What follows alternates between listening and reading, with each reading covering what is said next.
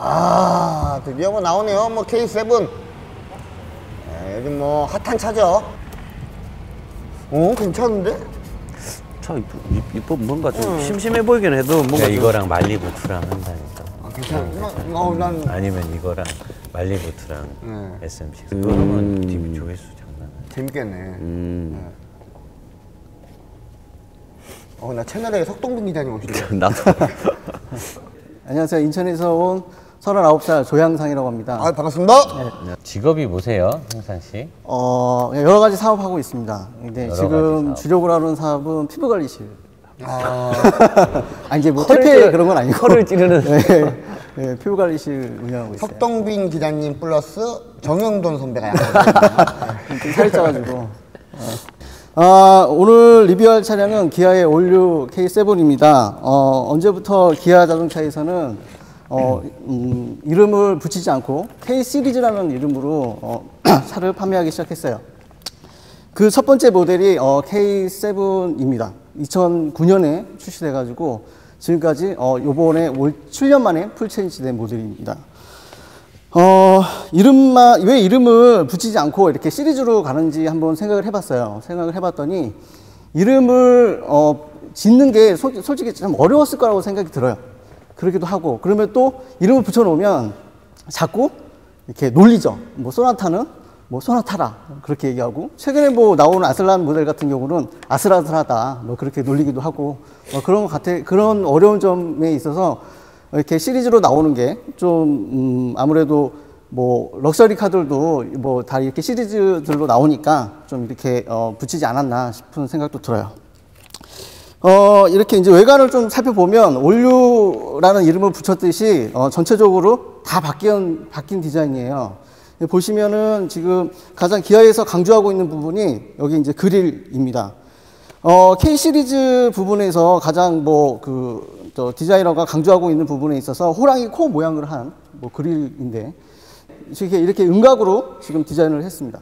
이 음각으로 된 디자인은 제가 살아오면서 한 번도 본 적이 없거든요.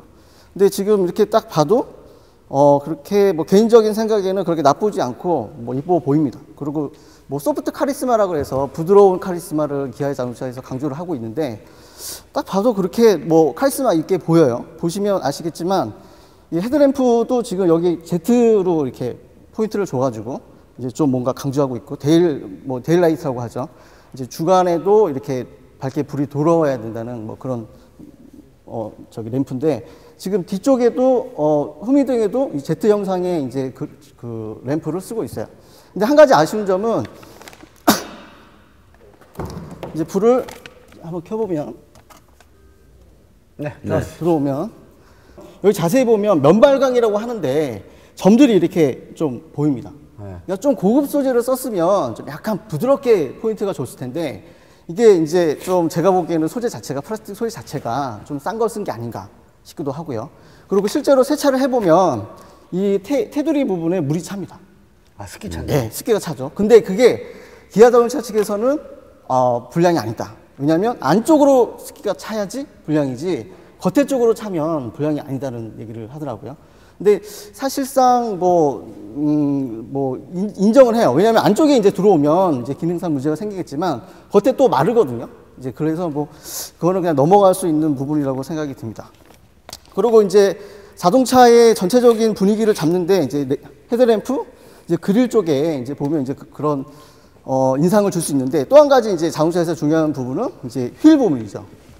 휠 부분이 이제 자동차의 인상을 또 가장 인상을 주는 부분인데, 지금 보시는 이 차량 같은 경우는 18인치가 끼어져 있어요. 차를 처음에 딱 받고 나서 제가 좀 놀랬던 거는, 지금 보시면 미쉐린 타이어가 끼어져 있어요.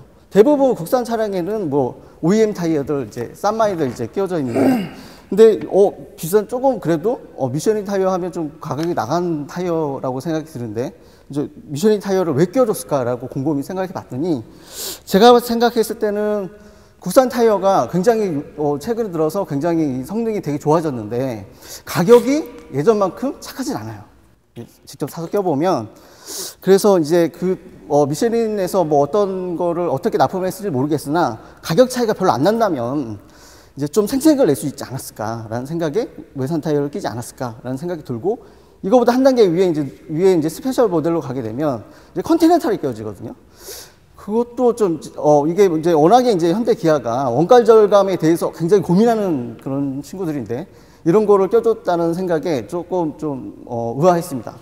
이렇게 약간 이제 저는 이제 자동차를 자주 바꾸는 입장에서 이제 그런 각인이 좀 되어 있거든요. 현대 기아는 자꾸 새로운 모델을 출시할 때마다 어딘가에 모르는 부분에서 원가 절감을 하고 있다.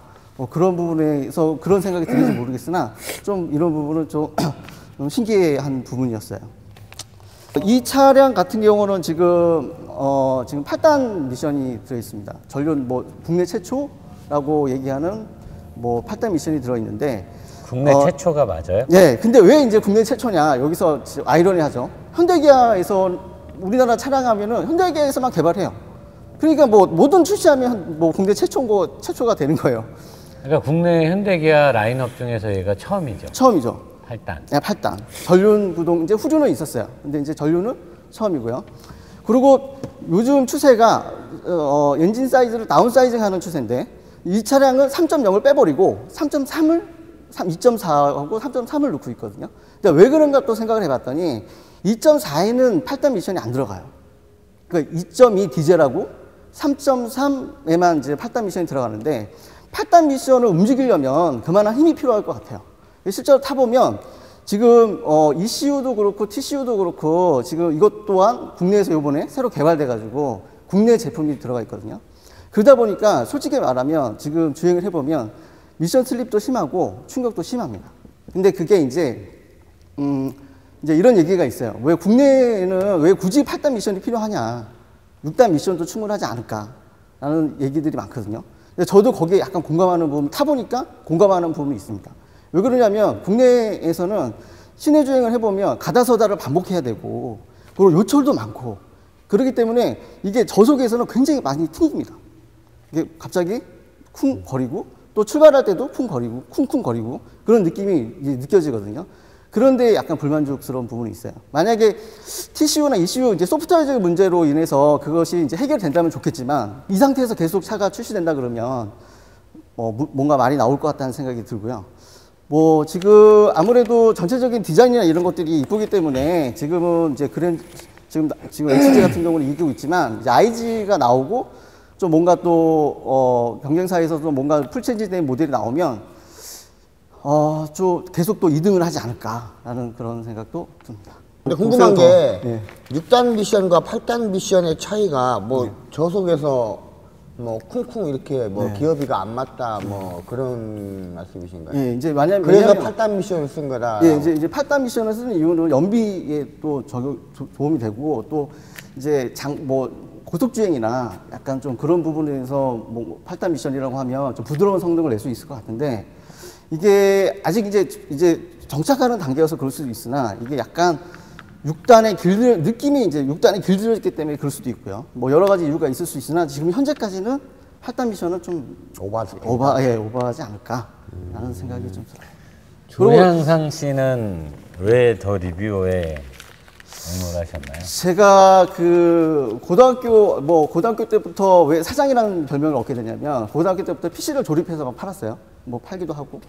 그리고 기기를 되게 어떤 기기든 막 좋아해요. 가지고 거기에 대해서 친구들하고 뜯어도 보고 연구도 해보고 하는 그런 것도 많이 해봤고 하는데 이제 뭐가 있냐면 이제 이게 자동차를 또 특히나 기계 중에 자동차를 또 좋아하고 또 이렇게 막 얘기하는 걸 좋아해서 서로 이런 거 저렇고 저건 저렇고 하는 얘기를 또 좋아해서 리뷰어를 계속 이런 프로그램을 많이 보다가 내가 하고 싶은 얘기를 좀 하고 싶다. 잘할 거다기보다는 나도 하고 싶은 얘기를 좀 하고 싶다. 나는 그런 거 때문에.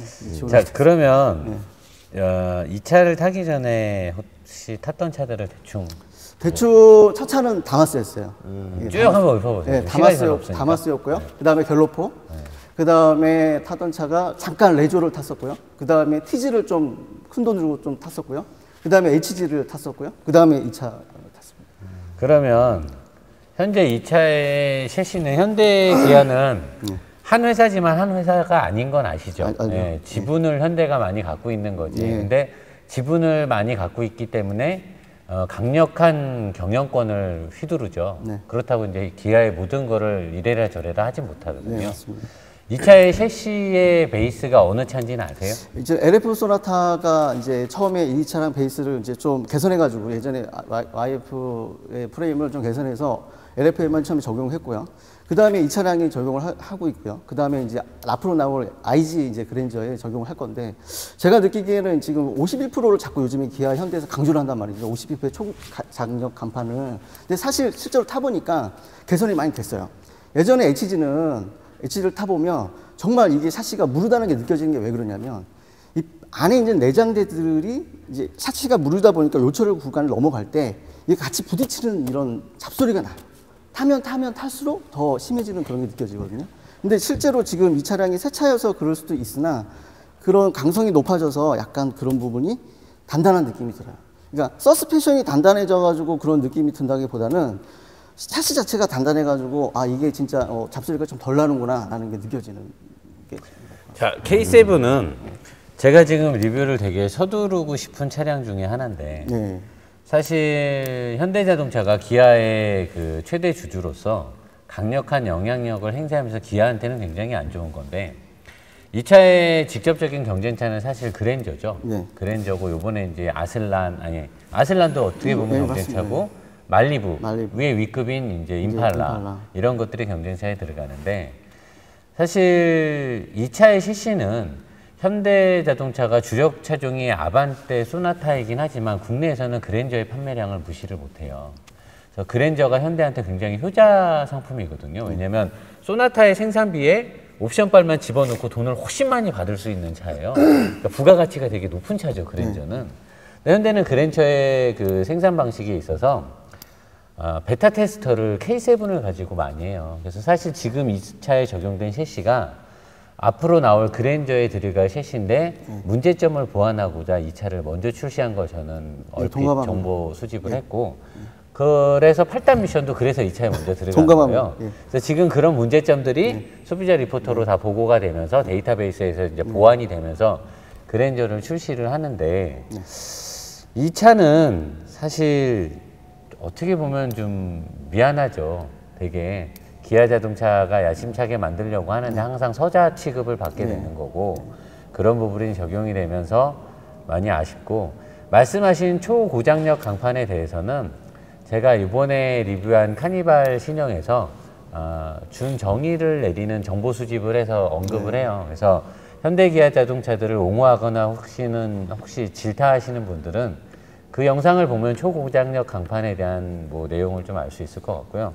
지금 형사 씨는 되게 자료 준비를 많이 하신 것 같아요. 그리고 오래 기다리셨고 지치셨을 텐데 되게 잘했는데 참 이 차종은 사실 굉장히 할 말이 많은 차거든요. 저도 지금 시간이 부족한 거죠. 되게 많은 차종인데 이렇게 아쉽게 끝나는 게 참 저도 안타깝고. 그러면 우리 갈 테니까 두 분에서 한번 해 밤새도록. 본인은 그러면 리뷰를 취미로서 아니면 또는 어떤 그렇게 자신이 하고 싶었던 얘기를 영상을 통해서 많이 하고 싶은 거예요? 예, 저는 실제로 저는 외제차는 솔직히 관심 별로 없어요. 저는 그냥 국산차. 왜냐면 실제적으로 꼽을 수 있는 이제 차, 이제 주머니에 얼마가 있는데 내가 진짜 살 수 있는 차를 그런 사람들, 그래서 좀 국산차를 위주로 좀 리뷰를 하고 싶다는 생각이 많이 들고요. 그리고 실제적으로 이제 막 어려운 용어도 쓰는 건 나쁘다는 건 아니고 또 쓰면서 뭔가 좀 이렇게 설명도 같이 곁들여서 뭔가 하는 얘기 좀 하고 싶습니다. 그리고 뭐 차를 좋아하면 이제 이거는 이제 여담인데 차를 좋아하는 사람들이 여자도 좋아하거든요. 그래서 노사장님 영상을 보면서 또 많이 여자를 얼마나 좋아하는 아니 도대체 얼마나 좋아하는데 온 동네 사람들이 다 알아. 저 여자 많아요. 저도 뭐 피부 관리실을 하고 있고. 네. 그 요점이 뭐예요? 아예 없어요. 요점은 없고요. 차를 좋아해서 뭐 그런. 노사장님하고 잘 맞으시겠네요. 저는 오늘 너무 안 차를 뽑으셨어요. 막 우리 뭐 내일도 있고 모레도 있는 거 아니에요? 많이들 뽑아셔서 다 하시고 저는 막 차 타고 뭐 컨셉 정확하게 하는데 저랑은 조금 안 맞는 것 같고 노사장님하고 잘 맞는 것 같아요. 저도 김무사님과 똑같은 마음입니다. 저보다는 노 사장님이 그렇죠. 뭐 결정을 해주셔서 근데 정말 오늘 제가 뭐 몇 분 안 봤지만 오늘 본 분들 중에서 정말 뭐 탑5 안에 들 정도 아유, 고맙습니다. 아유, 고맙습니다. 뭐 이런 걸 정말 많이 해오신 것 같아요. 그리고 한 가지만 저기 의견을 드린다면 너무 급하게 하시려고 하다 보니까 호흡을 조금씩 천천히 여유를 가지고 할 수 있는 게 됐으면 좋겠어요. 예. 두 분은 그럼 안 하신 거고 저는 일단 행사실을 합격을 하고요. 근데 제가 아마 멘티를 한 8명을 갖게 될 텐데 오바가 되면 또 다시 또 쳐질 수도 있어요. 그때 가서 또 어떻게 될지 몰라요. 일단 오늘은 오랫동안 기다리신 거에 대한 보답도 있고요. 감사합니다. 그리고 또 2차는 중점적으로 리뷰가 들어가야 되기 때문에 차가 주는 그 어드밴테이지도 좀 있어요. 본인한테. 왜? 남자는 남자의 명함이잖아요. 그러니까 리뷰를 또 같이 진행해야 될 때 중요한 포인트가 되는 차량이기 때문에 그런 것도 있어서 아무튼 합격 축하드립니다.